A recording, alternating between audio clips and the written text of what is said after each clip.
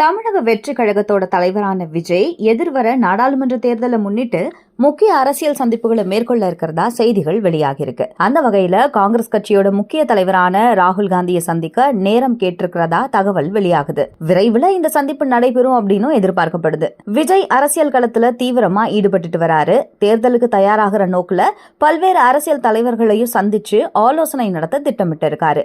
ராகுல் காந்தியுடனான சந்திப்பு அரசியல் வட்டாரத்துல பெரிய எதிர்பார்ப்பை ஏற்படுத்தியிருக்கு. இந்த சந்திப்போட முக்கிய நோக்கம் தேர்தல் வியூகங்கள் பத்தி விவாதிக்கிறது தான். முக்கியமா திமுக காங்கிரஸ் கூட்டணியை உடைக்கிறதுக்கான திட்டம் அப்படின்னு சொல்றாங்க.